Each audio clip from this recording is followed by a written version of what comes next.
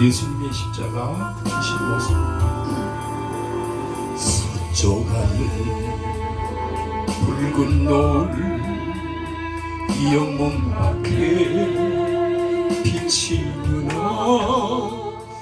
연약하고 두렵게 십자가를 생각하니 머리에 가시관 몸에는 붉은 옷 힘없이 걸어가시 영문 밖에 길이라니 한 발자국 두 발자국 걸어가시 차옥마다 뜨거운 눈물 붉은 피 가득하게 보였구나.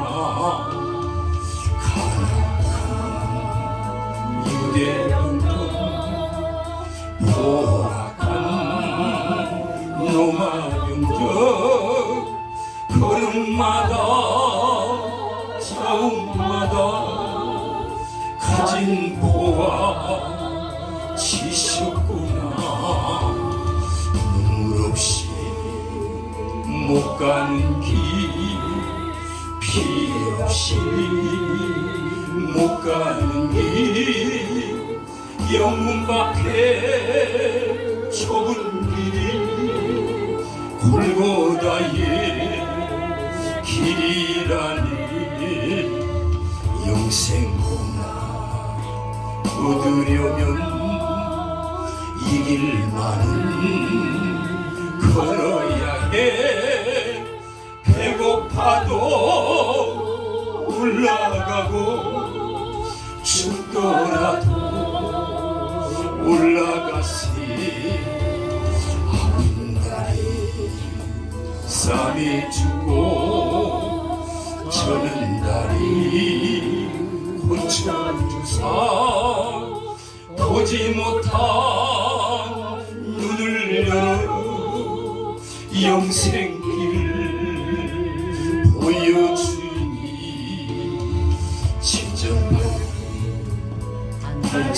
진정할지라도 제 십자가 바로 지고 골고다의 높은 목에 나도 가게 하옵소서. 십자가에 고개터기 제 아무리 어려워도 주님 가신 길이 오니 내가 어찌 못 가오랴. 주님 제자 베드로는 거꾸로도 갔사오니 고생이라 못 가오며 죽음이라 못 가오리. 아멘. 기도하겠습니다. 하나님 감사합니다. 날마다 할렐루야로 하나님을 찬양하게 하신 것 감사합니다. 보배 중에 큰 보배입니다. 이 은혜 받은 것은 받은 자 외에는 아무도 모릅니다. 우리 세상 사람이 받지 못하고 깨닫지 못하고 듣지 못하고 그런 불쌍한 영혼, 불행한 영혼도 많은데 우리들 일찍이 불러주시고 자녀로 삼아주신 거 감사하고 하나님의 친백성으로 삼으신 거 감사하고 힘들지만 주의 일 하다가 당신의 나라에 오라고 예비하신 주님 감사합니다.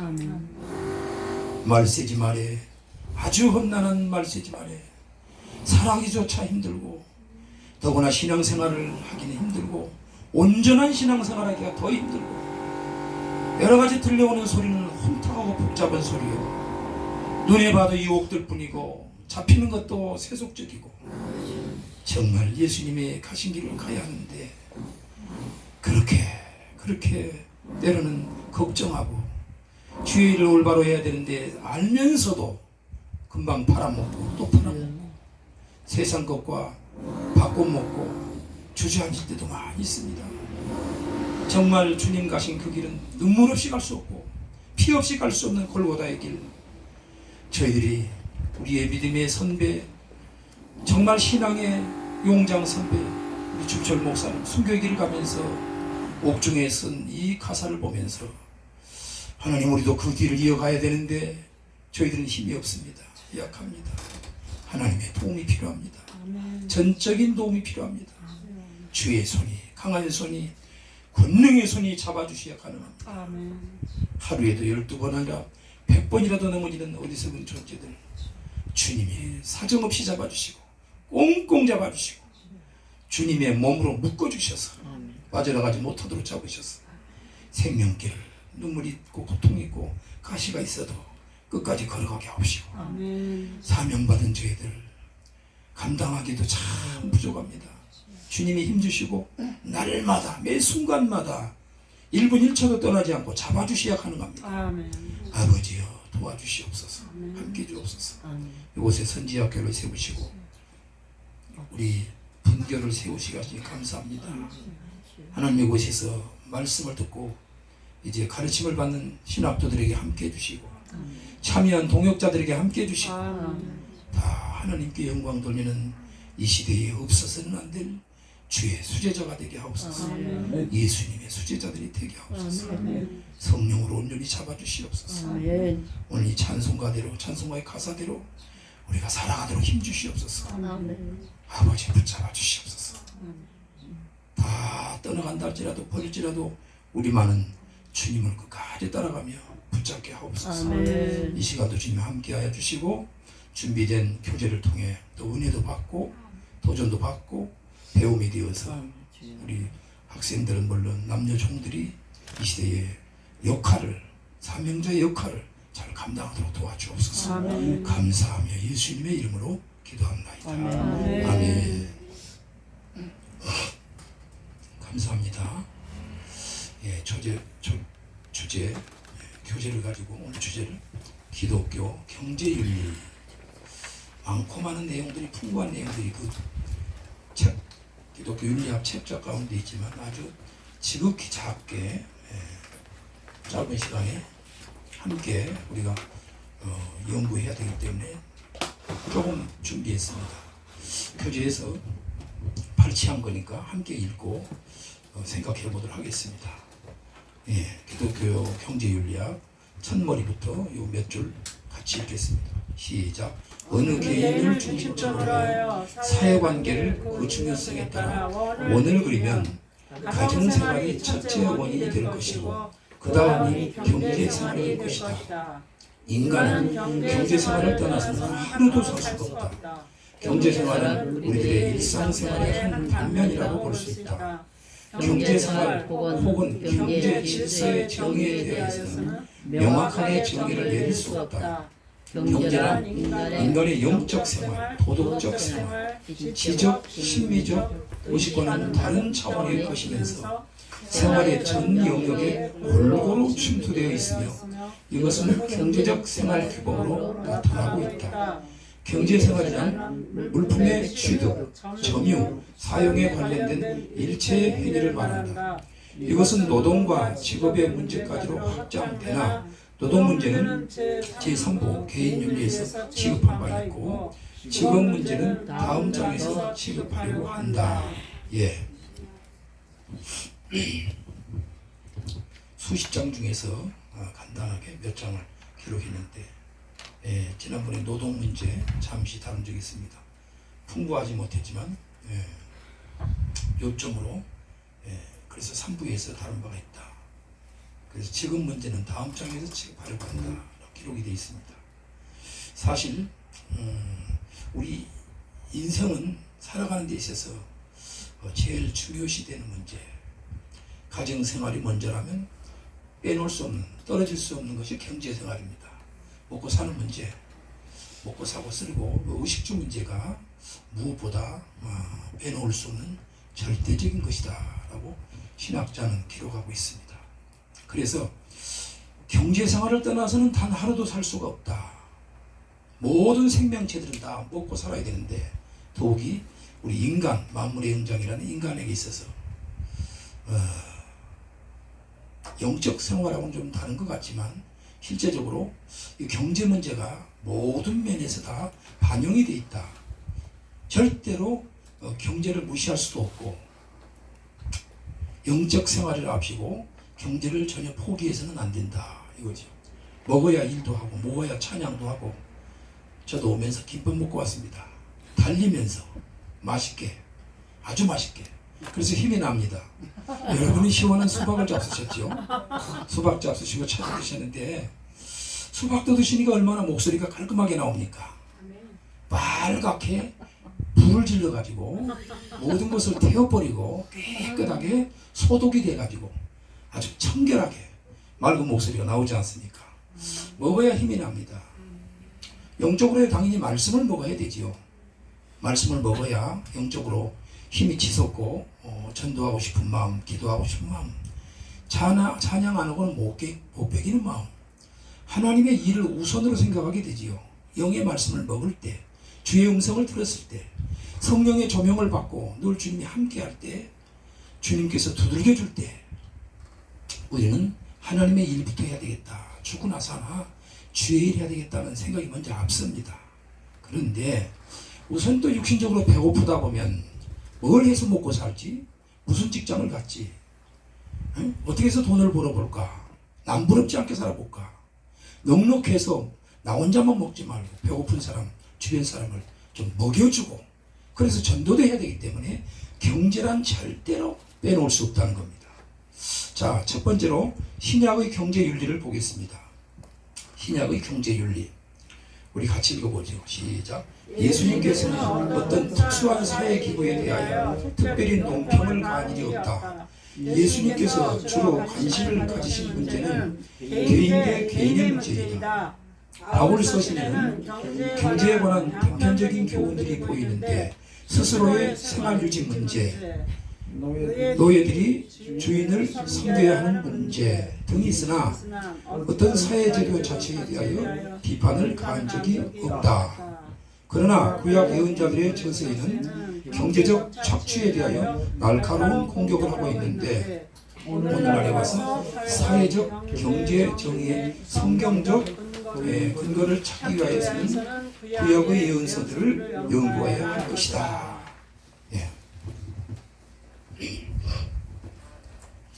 예수님께서는 어떤 특수한 사회 기구에 대하여 특별히 논평을 가한 일이 없다고 합니다. 예수님께서 주로 관심을 가신 문제는 개인 대 개인의 문제다. 예수님과 우리 자신들, 인간과 인간끼리의 그 관계, 제일 중요한 것이 우리도 옆에 사람도 중요하고 가족도 중요하고 교우들도 중요하고 뭐 단체 생활이 다 중요하지만 제일 우선되는 것이 예수님과 나와 1대1의 관계입니다.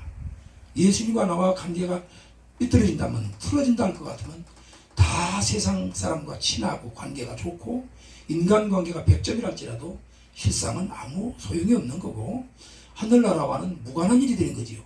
사람과는 조금 힘든 면이 있고 부딪힐 때가 있고 섭섭한 일도 자꾸 겪기도 하고 내 속을 다 몰라주고 내 마음을 몰라주고 생각 안 해주고 이기적인 사람들만 볼 때는 섭섭한 일이 많이 있을 수 있습니다. 근데 어쨌든 간에 사람은 둘째치고 예수님과의 1대1의 관계가 원만해야만이 천국 간다고 봐야지요. 하늘나라 확실한 권속이고 따라서 주님이 일을 맡기는 거지요. 주님과의 관계가 제일 우선인 줄로 믿습니다.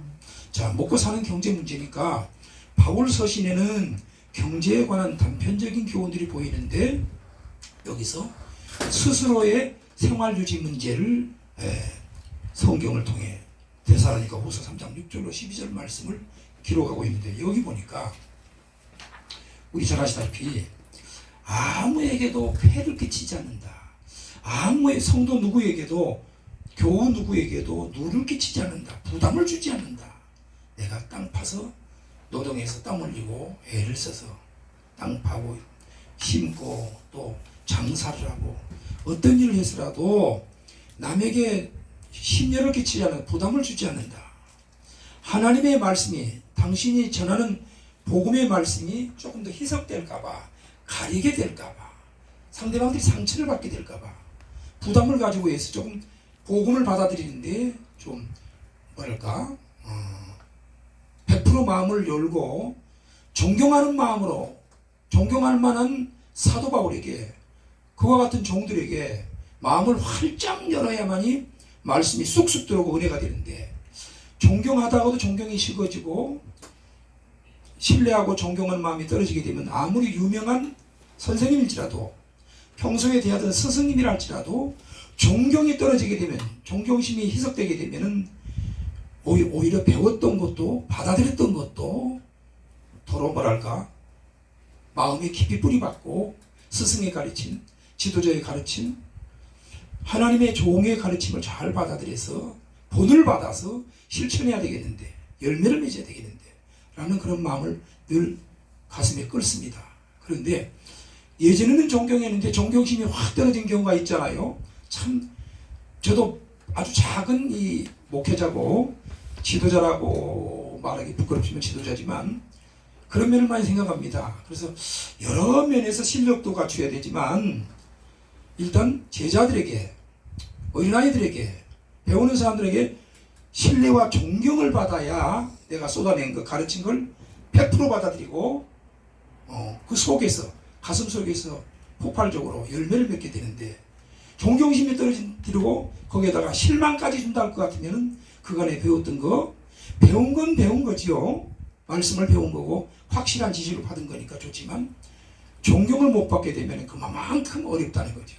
저도 고생 많이 했고 지금도 하고 있지만 교회 부흥하는 데 장애 요인도 되고 인간관계에도 그렇고 모든 하나님의 영광을 위해서 가르쳤던 것이 까딱하면 수포로 들어간다는 말은 지나치지 말이지만 실망을 줬을 때 정말 절망감을 줬을 때 존경심을 다 잃어버렸을 때 어렵다는 겁니다.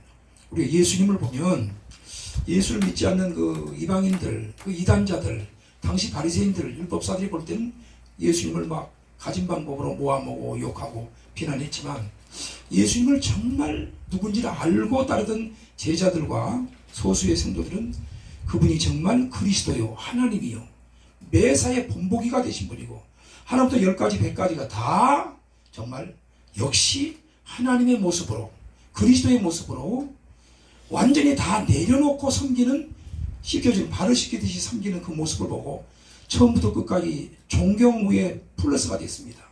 역시 그리스도지만 인간의 몸을 입고 오신 분인데 모든 면에서 다 신뢰가고 존경해가고 정말 숭배할 수 있는 대상이 됐던 겁니다. 그래서 온 세상에 예수의 소문이 이렇게 퍼진 거죠. 예수님의 그 뜨거운 사랑을 체험한 사람들이 육신으로 보지는 못했지만 예수님이 하나님 되신 걸 존경받을 만한 분인 걸 지도자 중에 교수 중에 교수라는 걸 깨달았던 분들은 다른 사람 말 안 들어도 예수님 말씀 성경 말씀을 철저히 파고 연구합니다. 그래서 우리 생활 속에까지 늘 간섭을 하신 걸 보거든요. 매사 걸음걸음까지도 주님이 주장하시고 운전하면서도 핸들 움직임도 손발을 돌리는 것도 모든 것도 그분이 간섭한 걸 느끼면서 천번만번이고 예수님은 경외하는 대상이고 존경이라면 지도자로서 존경의 대상인데 저와 여러분도 예수님을 조금씩 1%, 2%, 10%, 20%, 30% 닮아갈 수 있는 저와 여러분 되기를 축원합니다. 자, 그래서 바울 사도는 이제 직접 이 경제 문제를 스스로 해결했다는 거죠. 남이 뭐 어떻게 보든, 남이 우습게 보든 말든, 뭐 지도자가 돼갖고 장사하고 있다고 먹고 사는 문제에 참 땀 흘리고 그런 걸 보고 수준 이하로 볼 수도 있고 여러 가지로 평가할 수가 있지만 바울 사도는 눈치 보는 거는 오로지 예수님 눈치만 보고 하나님 눈치만 보고 사람이 무슨 말할 것 없이 본인이 진실한 마음으로 그분이 보나 사람이 보나 안 보나 항상 중심이 주님 앞에서 있었기 때문에 아멘. 주님 앞에서 움직이고 행동하니까 아멘. 풍겨나오는 것이 말 한마디나 마음이 눈빛이 마음이 풍겨나온 것이 정말 예수님의 모습이다. 예수님의 겸손한 모습이다. 예수님의 낮아지는 모습이다. 인간의 영광도 명예도 다 초토화시켜버리고 그야말로 가진 지식까지도 배설물로 여겨버리고 오로지 그리스도의 겸손과 예수님의 그 지도력, 예수님의 지도력을 본받아가지고 예수님처럼 참 낮아지는 생활을 했던 아주 훌륭한 바울의 고백이 이 성도들에게 부담 주겠다. 오늘날도 진실한 목회자가 많이 계시지요. 진실한 목회자, 교수님, 목사님도 없잖아. 많이 계시겠죠. 근데 대부분이 어떻게 해서라도 좀 살아볼고 열등감이 생겨서 남이 못지않게 건축을 해볼고 차도 좀 좋은 차 타볼고 조금 이따 내려가 보시면 차가 좋은 차가 있습니다. 좋은 차가 있어요. 자, 근데 속 다르고 겉 달라요. 우리는 속 다르고 겉 다르면 안 되거든요. 속 다르고 겉 다르면 안 되는데 속 다르고 겉 다른 사람이 많단 말이에요. 저라고 장담한 건 아니고요. 그래서 예수님은 속이나 겉이나 깨끗한 분이고 의로운 분이고 예수님을 닮았던 왕창 깨졌던 이 바울도 육성이 다 무너져버리고 성령의 불이 타고 없어져버리고 죽어 없어버리고 예수님의 모습을 딱딱 빼닮았어요. 이게. 속도 그리스도 예수 향기 겉도 예수 향기 사람들이 무슨 말에 신경을 안 씁니다. 진짜 백이 진짜 백이 사도 중에 사도 정말 멋진 얘기. 그래서 이 경제 문제에 있어서 부끄러울 것 없다. 당당하게 일하자. 그러면서 먹고 힘내서 전도하고 벌어서 구제하면서 전도하자. 아주 불타는 마음이 씨를 아름다운 씨를 뿌렸기 때문에 그분이 간지가 벌써 2000년 2000년 지금 2020년이잖아요. 2000년 가까이 돼 가잖아요. 2000년은 안 됐죠. 가신 지 바울이. 근데 나이가 있으니까. 그런데 예수님 앞에 완전히 뒤집어진 거죠. 저도 좀 더 탔어야 되는데 왜 어중간하게 탔을까? 확실히 타버려야 되거든요. 장작불도 보세요. 완전히 타버려야지 어설프게 타면 안 됩니다. 사람이 제대로 하나님 만나버려야 되고 예수님 앞에 제대로 한번 깨져버려야 되지. 두들겨 맞아야 되지. 호가 납작해지. 깨졌다는 사람들도 보니까 제가 사람이 봐서 본지 실망을 많이 했습니다. 에? 깜짝 놀라고 내가 24살 때부터 예수 믿는데 뭐 유명한 부흥사 따라다니면서 찬송인도를 좀 많이 해서 근데 그러니까 사람이 실수를 안 해야 되는데 저부터 실수를 엄청 많이 하거든요. 왜 그랬을까? 왜 그랬을까? 왜 그렇게 실수를 했을까? 왜 이렇게 금방금방 넘어질까? 이래갖고 무슨 목회자고 이래갖고 어떻게 본이 되겠냐? 공든탑이 다 무너져 버린다니까요. 예수님과 바울은 아직도 무너지지 않고 있습니다. 그와 같은 종들은 죽을 각오로 주의 일 해버리니까 뭐 욕심 자체가 아예 없으니까 다 내려놨기 때문에 그냥 향기로운 모습만 보인 거예요. 아주 얘기하다 보니까 또 다른 데로 빠지고 있네요. 본문에서 벗어나면 안 되는데 시간도 어떻게 시작하면서 자 그리고 다른 사람에게 폐를 끼치 않는 성도들에게 뭐 헌금 강조 안 한다 봉투 돌려가면 작정 음식이고 특별 헌금했다고 특별 기도해주고 이게 이상한 짓이지 이상한 짓 정말 이상한 짓입니다. 제가 찬송인도고 다니면서 저러지 말아야지 저러지 말아야지 굶어 죽어도 저러지 말아야지 땅을 파고 일할 막는 저런 짓을 하지 말아야지 좀 그런 분들이 다라는 게 아니라 많이 봤어요. 인위적으로 돌려갖고 가난한 자들이 피눈물을 흘립니다. 은혜 받으러 왔다 상처받고 들어갑니다. 하나님 앞에 은혜 받고 응답받고 위로받고 힘으로 들어왔다가 대래 빚을 짊어지고 하고 그런 일이 많거든요. 그래서 그게 또 하나님을 섬기는 일이라고 빙자해서 못된 사람들을 많이 봤어요.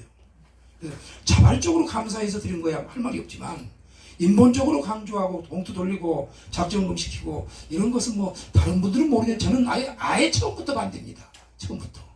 우리는 하나님이 주신 대로만 감사하면 작은 것이든 큰 것이든 드리고 싶은 사람이 감동을 따라 드리는 것은 좋다 이거지. 아멘. 할렐루야. 아멘. 그건 뭐 성경적인 거니까. 그래서 사람이 힘들다 보니까 목회자들은 세상과는 좀 달라야 한다는 거죠. 목사님들은 전도자들은 선교사들은 아무리 배고파 힘들더라도 바울 정신 가지고 가서 보따리 장사를 해서라도 니아가를 굴보라도 살아가면서 살아가는 게 이게 원칙이고 성서적이라는 거지요. 인간적으로 잔뜩 인간 술수로 벌어들이는 이런 못된 사람들 많이 봤어요. 예? 그리 못한 사람은 무능력자로 보고 어떤 방법으로 해서라도 건물에 올라가고 부자가 되고 그러면 성공한 걸로 착각하는 사람들이 있다는 거죠. 그게 뭐 극소수겠지만 우리는 어쨌든 간에 이 바울 정신, 경제 문제에 있어서 바울 정신, 그리스도의 정신이 아니면 신앙을 제대로 유지하기도 어렵고 전할 수가 없다는 겁니다. 제가 또 뭐 외람된 말씀을 드리는지 모르겠습니다만 어쨌든 우리 자신들이 서로 노동을 해서라도 먹고 살고 주님을 섬기면서 전해야 할 줄로 믿습니다. 예, 그리고 노예들과 종들이 주인을 잘 섬겨야 하는 문제에 대해서 골로새 3장 20절과 에베소 6장 5절 등이 있습니다. 이 말은 상전들을 잘 섬기라는 거지요. 종들이 주인들을, 상전들을 잘 섬기라. 이런 면에서 볼 때, 측면에서 보면 경제 문제에 관한 거거든요. 이 말이 기록됐다는 겁니다. 그러면서 구약 예언자들의 저서에는 경제적 착취에 대하여 날카롭게 공격을 하고 있다. 오늘날에 와서 사회적 경제 정의의 성경적 근거를 찾기 위해서는 구약의 예언서들을 연구할 필요가 있다는 겁니다. 자, 그 다음에 신약 메시지의 특성이 있습니다. 이 신약 메시지 특성 같이 읽어보죠. 시작. 신약에서 경제 문제에 대하여 침묵을 지키는 이유를 여러 가지 각도에서 말할 수 있겠으나 다음에 세 가지 이유를 규정할 수가 있다. 첫째, 믿음과 사랑 강조. 신약의 메시지가 믿음과 사랑을 강조하기 때문에 사회 정의의 문제가 표면에 나타나지 않았다. 그러나 이웃을 사랑하고 원수까지라도 사랑하라는 명령 속에서 기독교적 사랑의 실천을 강조하고 있다. 이와 같은 예수님의 교훈이 초대교회에 전승되었을 뿐 아니라 그리스도 안에서 성령의 새 생명을 경험하는 그 인격적 기쁨이 그들에게 가장 중요한 것으로 여겨지게 되었다. 예. 신약 메시지의 특성을 말하면서 첫째가 믿음과 사랑을 강조하고 있다. 우리 기독교인들이 늘 믿음을 강조하고 사랑을 강조하고 또 믿음대로 살고 사랑을 실천하려고들 많이들 노력들 하고 있습니다. 신약 메시지의 최고 핵심이 믿음이다. 예수 그리스도를 나의 구주로 믿는 믿음. 하나님이 만물을 지으시고 나를 구원하시고 구원하기 위해서 독생자를 이 땅에 보내주셨고 그분 안에서 내가 누리고 은총을 누리는 가운데 하나님의 일을 각자가 한다. 그겁니다. 그래서 메시지의 특성이 믿음과 사랑을 강조하는데 이웃을 사랑하고 나아가서 원수까지라도 사랑하는 명령, 그리스도 예수의 명령, 이것이 바로 기독교적 사랑의 실천을 강조하고 있다는 겁니다. 그래서 이와 같이 예수님의 교훈이 초대교회에 전승되었을 뿐 아니라 그리스도 안에서 성령의 새 생명을 경험하는 그 인격적 기쁨이 그들에게 가장 중요한 것으로 여겨지게 되었다. 이건 아멘입니다. 저와 여러분도 그 은혜 속에서 성령 체험을 해가지고 믿음을 체험했습니다. 은혜를 체험했습니다. 예수님을 만나는 어떤 환경, 어떤 장면, 언제인지 몰라도 우리 모두가 다 예수님을 만났습니다. 기도를 통해 만났고 말씀을 통해 만났고 말씀을 듣고 찬양하는 가운데도 끊임없이 또 만납니다. 예수님은 참 놀라운 게 자주자주 만나줍니다. 어떤 때는 안 만나고 나 혼자 좀 뺀질뺀질하게 돌아다니다가 마음에 탄식을 하고 마음에 여러 가지 세상 사람들 자꾸 부딪히다가 상처만 받고 뭘 얻으려다가 다 도로 뺏겨버리고 믿었던 사람 다 믿었다가 빈털터리가 돼버리고 온 세상이 지금 그런 세상입니다. 그런데 예수님은 당신을 바짝 달라붙을 때 사모할 때 자꾸 만나줘요. 예수님이 참 가까이 우리를 만져주시고 만나주실 때 마음에 평안이 있습니다. 어둠을 몰아냅니다. 걱정, 근심 사라집니다. 기쁨이 넘치고 찬양이 있고 정말 하늘의 위로가 넘치게 됩니다. 그래서 우리는 주님을 만나는 경험이 있었지만 앞으로도 놓지 말고 계속 주님을 사모하고 주님을 흠모하고 연모해야만이 주님이 가까이 하신다는 겁니다. 그걸 우리가 늘 느끼잖아요. 자꾸 뭐 생활의 염려로 뭐 이것저것 인간들과 겹치면서 부딪히면서 걱정 근심 여러 가지 육신의 욕구가 많아가지고 뜻대로 안 되면 짜증나 버리고 우라통이 나고 세상 사람 다 믿고 그냥 어떤 때는 난리치고 싶을 때가 있어요. 표현을 제가 좋게 해서 그런 겁니다. 세상이 지금 참 무섭습니다. 원수마귀의 발악이 그야말로 최후발악이죠. 널 쓰러뜨리지 못해서 내가 한이 맺혔다. 널 꼭 쓰러뜨리겠다. 하나님의 일 더 이상 못하게 막아버리겠다. 너 명예를 갖다 손상시켜버리겠다. 어디서도 네 말을 안 받아주게끔 신뢰와 존경을 못 받게 해버리겠다. 뭐 지도자들에게 사탄마귀가 끊임없이 하고 성도들에게도 여러 가지 물질 때문에 명예 때문에 이것저것 때문에 기도생활 신앙생활을 방해합니다. 그래서 중도 하차하게 만들려고 포기하게 만들려고 중도에 낙오시켜버리려고 저와 여러분이 마라톤 선수 끝까지 달려갈 길을 마쳤다고 하는 바울의 고백과 같이 마라톤을 계속 하고 있는데 뒤돌아보지 말고 힘들어 주저앉지 말고 끝까지 목숨이 닿을 때까지 뛰라는 겁니다. 그래서 마지막 골인 지점까지 끝까지 잘 달려야만이 상을 받는다고 바울이 말하고 있습니다. 자, 그래서 저와 이름이 늘 참 재미도 있고 기쁘고 소망에 찬 것이 새 생명을 얻었다. 성령 은혜를 받았다. 성령 충만함을 받았다. 이 기쁨 때문에 지금 하루하루 지금 연명하고 살아가고 있는 거예요. 자랑할 것 내세울 것도 하나도 없고 다 뒤떨어져 있습니다. 세상에 낫다는 사람들한테 따라갈 수가 없어요. 그런데 성령의 새 생명을 경험했다. 성령 체험을 했다. 나의 죄가 다 십자가의 보혈로 씻어버리는 것이 느껴지고 확신이 된다. 이 기쁨 때문에 인격적인 기쁨 때문에 그 중요한 것을 늘 논하고 그러는 가운데 우리가 예수 사랑을 실천하고 믿음을 강조하고 있는지 믿습니다. 자, 종말신앙의 강조입니다. 두 번째가 종말신앙의 강조 읽어봅시다.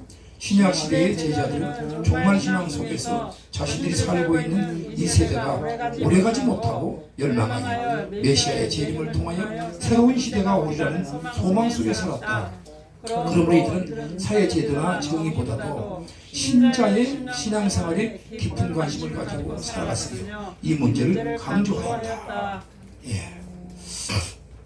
이 부분에서 보면요, 각자의 신앙관이 다 있지만 신약시대의 제자들을 말하면서 종말 신앙 속에서 자신들이 살고 있는 그 시대가 오늘날은 이 시대가 오래가지 못하고 이 세상이 멸망하고 메시아 재림이 있을 것이다.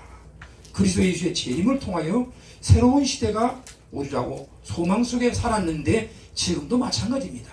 각자의 다 신앙관이 있지만 아마도 모든 정황으로 보아서 세상 돌아가는 모든 것을 풍습을 보나 모든 것이 발전된 걸 보나 고도화가 된 걸 보면 정말 이 시대는 마지막 끝이다. 말세지 말이다. 그런 표현을 하는데 제자들 역시 그랬고 시대마다 그런 신앙인들이 있었습니다. 자기 시대에 이 세상에 오래 못 가고 아마 이 죄악 세상은 끝나고 주님이 재림하실 거라고 말씀하셨기 때문에 다시 온다고 하신 말씀을 믿고 당신들의 시대마다 늘 간절히 기다렸던 건데 아마 요즘은 보니까 기다리다가 대부분이 지쳐버린 것 같아요. 2000년 전에만 해도 2000년 뒤만 해도 바짝 달려서 난리였거든요. 웬만한 사람 집 바치고 뭐 월세로 가고 뭐 오신다는데 뭐 그렇게 믿어버리고 그럼 뭐 생활도 해야 되고 자식도 학교 보내면서 가르쳐야 되고 부지런히 경제를 위해서 노력도 하고 그래야 되는데 상당히 그 시한부 종말론에 빠져갖고 흔들릴 일이 많았습니다. 제 말은 뭐냐면 지금은 지쳐버렸다. 기다려도 오지도 않고 소식도 없고 앞만 볼 거로 누가 애원받았는데 뭐 하나님 앞에 뭐 계시받았는데 온다 하니 전부 빗나가 버리고 그 자기들이 그 잘못된 걸 모르고 어떤 때는 예수님이 온다고 했는데 연기했다 그러고 말이죠. 금년에 꼭 온다 했는데 뭐 누가 안 하고 어느 교회에서 회개 안 하고 그래서 연기했다고 제멋대로 많이 버린 겁니다.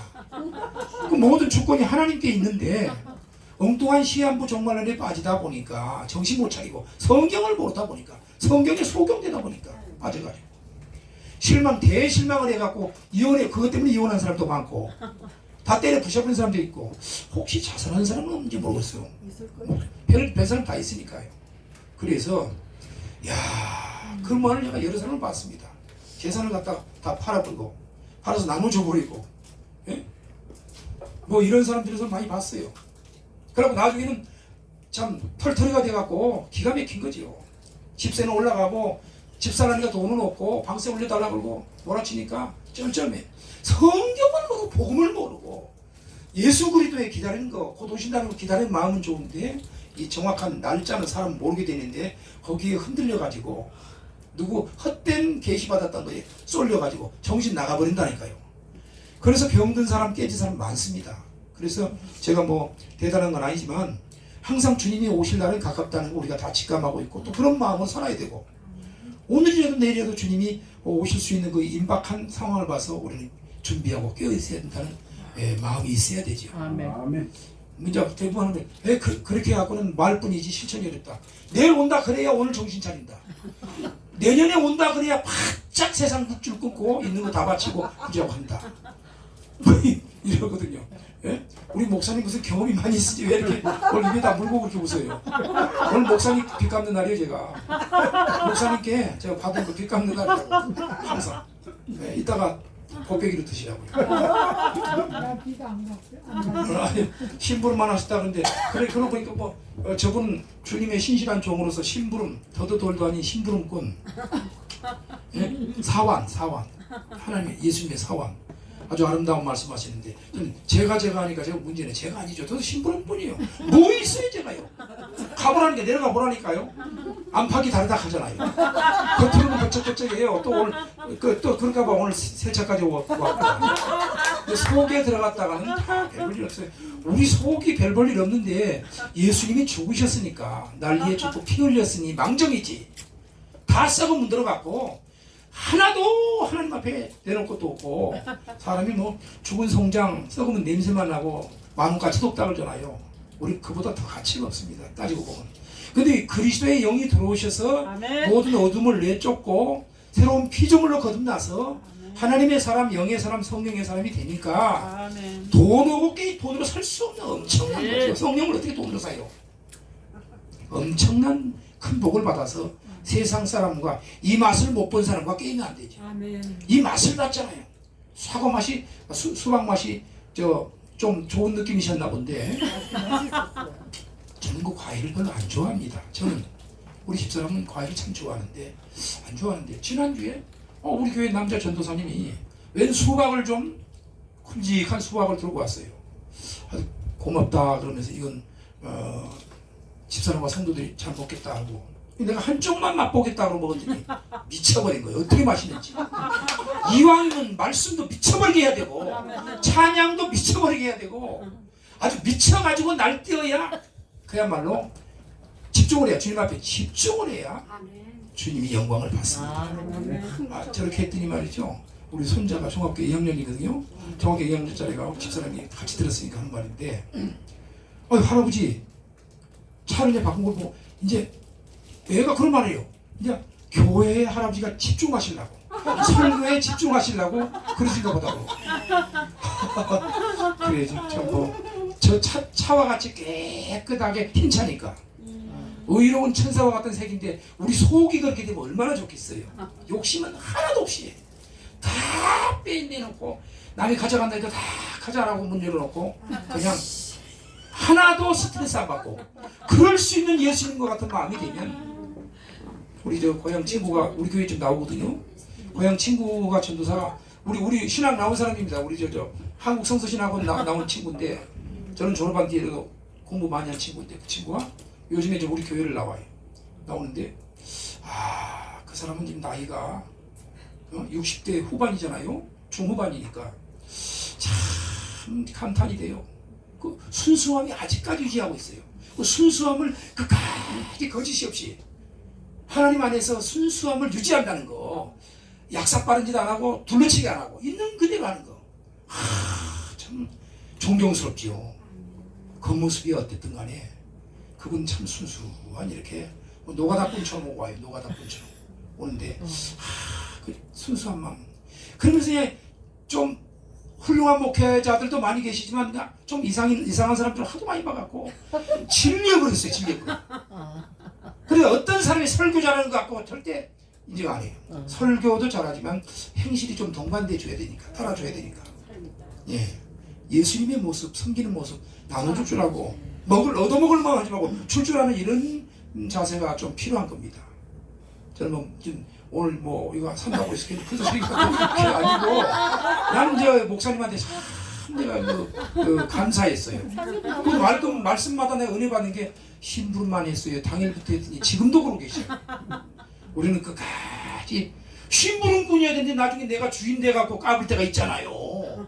환장하는 거죠. 좀 주님이 부어줬더니 지가 하는 것처럼 한다고 지랄하다는데 저 목사님처럼 심부름하는 자세예요. 참 채플 시간 맡았다는데 그때 와서 은혜 받아야 되는데 아이고 생각을 했는데 저 그래 채플 시간도 맡으셨다는데 감사하고 친구 전도사님 문 열어놓고 다녔어요. 그 얘기하려다 말이지 저렇게 얘기해주는 사람이 꼭 필요하고 비서가 따라다녀야 되는데 월급 한 푼도 못 주고 어쩌다가 맛있는 한 끼씩은 내가 대접을 하는데 그냥 봉사하고 있어요. 무료로 감사하죠. 근데 이 친구 얘기가 저 경기도 시흥 경기도 그 시흥에 살았는데 문 좀 닫고 다니시오 내가 그랬거든요. 오래전 얘기인데 어려운 사람이 가져가면 얼마나 오죽이 어려웠으면 가져가겠냐고 문 열고 다니다가 싹 날아갔다니까. 싹 탈비고 다 날아갔어요. 진짜 그랬어요. 우와 아깝지 않으니까 안 하고 와 대단한 사람이야. 근데 지금도 그래 지금도. 참 엊그제 얼마 전에요. 이 노가다 죽살나게 힘들게 해가지고 자기보다는 나보다는 저보다는 자기가 좀 낫다면서 100만 원 헌금하더라고요. 지금 100만 원은 웬만한 개척교회 1000만 원이에요. 1000만 원. 큰 돈입니다. 그러더니 매주 20만 원씩 하는 거예요. 나 이거 굳이 왜 돈 얘기 경제 얘기하다가 돈 얘기 나오는데 그분이 참 근데요. 내가 줄 것도 좀 있는 사람인데 그걸 독촉해야 되는데 열받아서 담을 쌓아야 되는데 완전히 난 뿅 갔어요. 그거 다 잊어버렸다는 거예요. 잊어버렸다고. 그래서 그 거금을 내놓더니 그 다음 주 몇 주간 계속 오길래 내가 부담된다니까 그냥 오셔도 좋고 10,000원만 하셔도 감사하고 같이 예배드리고 같이 식사하니까 감사하니까 너무 부담된다 했더니 그 다음에는 10만 원씩 몇 번 해요. 진짜요? 몇 번 하더니 이게 또 그러려면 부담되니까 편하게 하시라고 너무 힘들게 일해갖고 이렇게 드리는 건 좋은데 하나님 앞에 드리는 걸 내가 타치할 일은 아닌데 편안하게 오시라고 그랬더니 이제는 배추 5만 원씩이에요 지금. 5만 원도 50만 원이에요. 제가 돈 얘기해서 하면 죄송한데 어쨌든 간에 그 마음이 순수한 마음이 흔치 그렇게 거짓이 없고 조금도 뭔가 사심이 없어요. 이야 주님이 그런 사람을 찾습니다. 사심 없고 때묻지 않고 조금 이게 둘러치게 하고 약살빠른 딱 싫어하시거든요. 있는 그대로 있는 처지 그대로 형편 그대로 마음을 드려야 된단 말이죠. 그래서 바울은 평생 그러고 살았잖아요. 있는 거 다 주고 살았잖아요. 아마 자기 거 딱 싹 쓸어서도 훔쳐갔다 하더라도 찬송할 사람이잖아요. 거기에 좀 10분의 1 정도 돼야 할 텐데 나 같으면 난리가 나요. 문단속 철저히 하고 철저히 단속합니다. 누가 그래도 어저께 동전 500원짜리 그거짜리 뭐 이거 다 없애야 된대. 이거 밖에서 보는 날이면 깨고 들어온대. 진짜 그랬다니까요. 어르신이 그렇게 얘기하더라고. 깨고 들어와서 그거 가져가서 뭐 술 먹고 담배 피고 그런다고. 동전을 누가 가져가요? 그러니까 자기가 당했다는 거예요. 뭐 그런 얘기를 들은 얘기입니다. 어저께 들은 얘기입니다. 자, 뭐 얘기가 그렇게 되는데 우리 예수 믿는 사람들은 아까 우리 그 친구처럼 오늘부터 문 열고 사시든지 안 살게요. 문 열고 다 오죽하면 나 얼마나 어려웠으면 가져갔겠냐고 지금도 그런 마음 갖고 있어. 우리 저 한국 성서신학원 나온 친구라니까 이름도 될 수 있어요. 이따 알려드릴게요. 야, 참 별 사람 다 있습니다. 근데 일단 욕심이 없다는 거. 싹 가져가도 찬양한다는 게 그 사람 꼭 예수 믿게 달라고 기도할 수 있다는 거. 이야, 이거는 절대 사람의 힘으로 안 됩니다. 위로부터 능력으로 돼. 능력이 다 없습니다. 뭐 죽은 자 살리고 병자 고치는 게 그것만 능력이 아니라 그 기가 막힌 일 가운데도 화를 안 낸다는 거. 그게 능력이죠. 네? 천한 대 처할 줄도 알고 부한 대 처할 줄도 알고 참 귀한 대 처할 줄도 알고 어려움이 있어도 그리스도의 사랑을 내게서 빼앗을 자가 없다. 아멘. 아, 대단한 거죠. 다 버린 거죠. 아무것도 아니다는 거. 예수님은 하늘 영광을 버려버렸는데 영광을 버려버리고 이 땅에 오셔서 천한 몸으로 오셔서 십자가 지시고 발시키셨는데 자기는 그 조금 테레비 몇 개 날아가고 집 날아간 거 아무것도 아니라는 거예요. 우리는 참 그걸 본받자는 뜻이고 그 친구 보면 요즘 머리가 숙여져요. 또 설교하면 할 수 있는 사람인데 설교를 안 하고 또 겸손한 마음으로 친구 설교를 듣겠다고 또 와서 또 은혜 받고 그러고 부끄럽지. 그래서 부자들의 물질의 풍부로 인하여 물질을 잘못 사용했다. 가난한 사람을 너무 억울하게 하는 일이 많이 있었기에 이제 울며 통곡하라 하고 예수님이 지적하신 겁니다.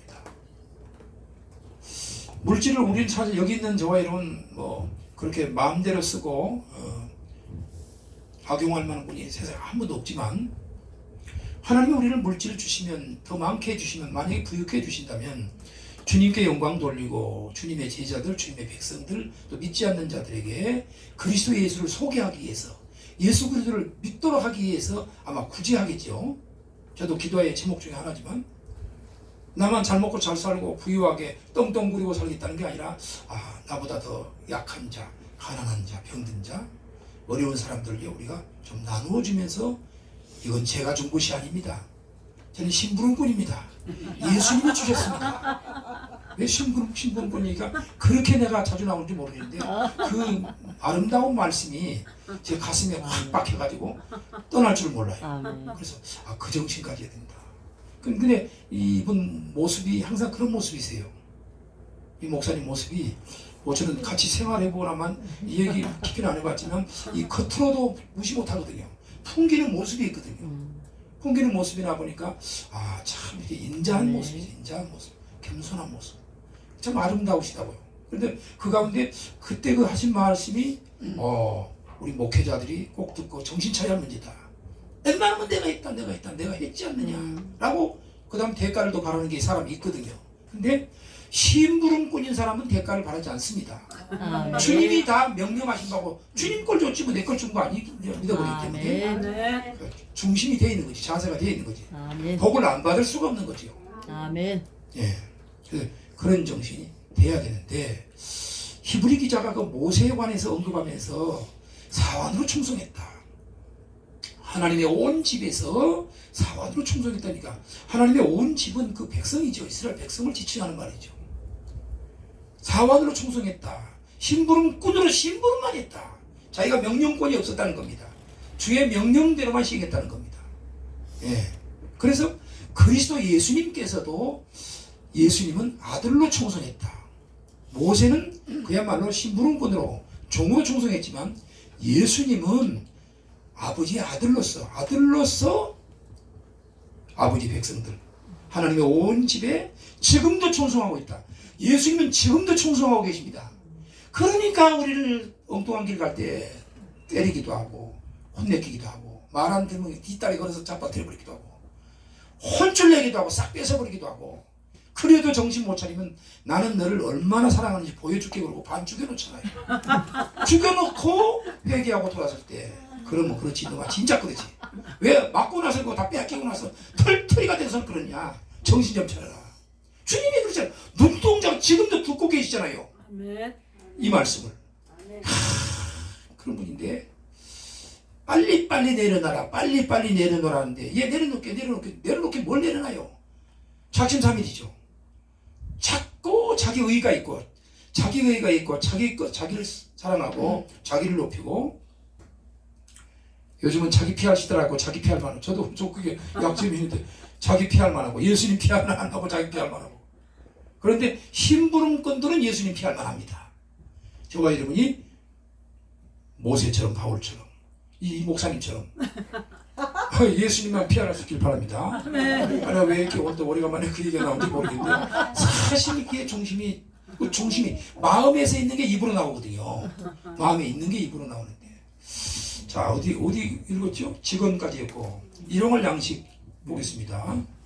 시작. 주님께서는 제자들에게 기도를 가르치시면서 일용할 양식을 주옵소서라고 하였다. 이것은 물질적 양식을 말하는 것이다.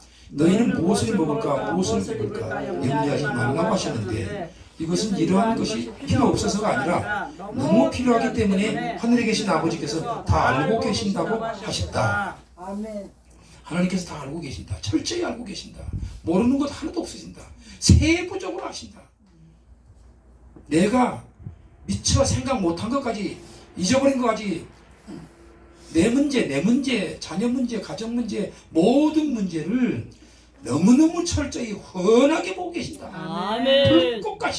불꽃 같은 눈으로 나를 보살펴 준다고만 생각할 게 아니라 모든 것을 다 알고 계신다. 아멘. 예? 저 해가 말이죠.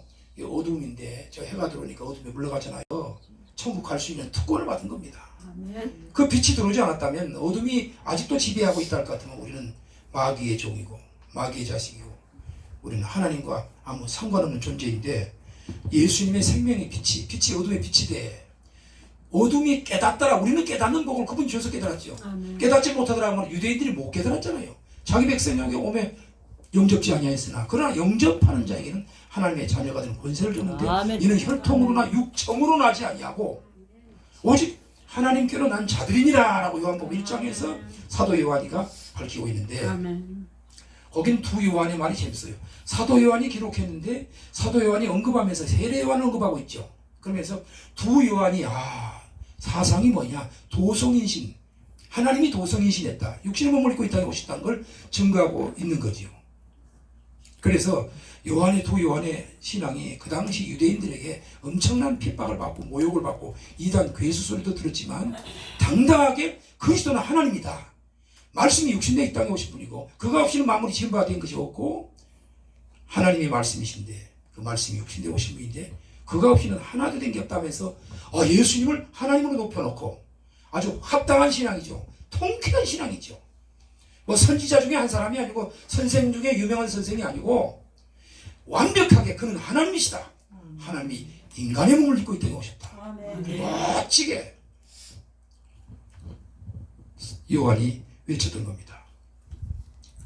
오늘 이 말씀에서는 참 예수님이 일용할 양식을 강조하시면서 여기 학자는 말하기를 우리가 지금 물질적 양식을 말하는 것이다 라고 했습니다. 저도 이제 동의하지만 여기에서 우리가 또 다른 차원에서 말을 하면 일용할 양식을 주옵소서 그 말은 꼭 구기도 안 해도 나가서 일하면 밥 생기고 고기 생기고 생기잖아요. 그래서 일해서 먹고 수입을 창출해가지고 음식도 사 먹고 곡식을 사서 생활하는데 이 육신적인 물질적인 것만 물질 말하는 것이라고 했는데 사실 맞는 말이지만 우리는 여기서 또 생각해보면 일용할 양식이 영적인 양식 아닙니까? 영적인 양식도 끊임없이 먹고 기도하고 말씀 사모해야지. 오늘 배불리 먹었으니까 한 3일 굶어도 된다. 한 달 동안 성경 닫아놔도 된다. 할 것 같으면 뭡니까? 영적으로 병 들어가죠. 세상으로 물 들어가죠 아무래도. 그래서 물질적인 그 쌀과 보리 양식을 말씀하기도 있거니와 이런 면은 가만히 보면 우리가 기도하면서 성경을 놓지 말아야 이렇게 저는 생각하는데 어떻게 생각하시는지 모르겠는데 예수님이 하신 말씀이 육신의 양식도 했지만 중요한 것은 아버지의 말씀 하나님 말씀을 주시옵소서. 내가 나태하지 말고 방심하지 말고 성경을 멀리하지 말고 끊임없이 가까이 하면서 주님께서 생명 양식을 주옵소서. 이것도 되지 않겠어요? 육신의 양식은 안 믿는 사람도 얼마든지 있잖아요. 더 부자도 있고 날마다 뭐 고기 먹고 뷔페 사는 사람도 많은데 그러니까 이런 부분이 육신만이 아니라 육신의 양식도 맞지만은 우리 영의 양식이라고도 봐야 되지 않느냐 저는 그렇게 생각합니다. 너희는 무엇을 먹을까 무엇을 입을까 염려하지 말고 하시는데 이런 것이 바로 너무 필요하기 때문에 필요 없어서가 아니라 필요하기 때문에 하늘에 계신 아버지께서 다 알고 계신다고 하셨다. 저는 제가 임으로 못하고 교재 가지고 신학 서적 학장님이 지정해 주신 책 가지고 이게 칼피해 가지고 한 것이라서 말씀드립니다. 일용할 양식 우리가 밥 먹을 때도 늘 감사하기도 하지 않습니까? 먹고 사는 문제 배고픈 나라 배고픈 이웃들 다 생활에 어림이 없도록 굶는 일이 없도록 해달라 먹어야 한다 그렇게 생각합니다. 자, 이제 물질의 목적을 강조하시는데 보겠습니다. 시작. 물질은 인생의 목적이 아니라 하나님을 영원하게 하는 수단으로 사용되어야 한다. 물질을 목적으로 하는 인간은 그 물질이 망하면 따라서 망할 수밖에 없다. 그렇습니다. 저와 여러분은 적어도 초월이 있지 않습니까? 그래서 먹을 것이 떨어져도 병들어도 좀 있던 것이 다 부도가 나고 없어도 우리는 그것 때문에 신앙을 팔아먹거나 주님을 배신하지는 않을 거란 말이에요.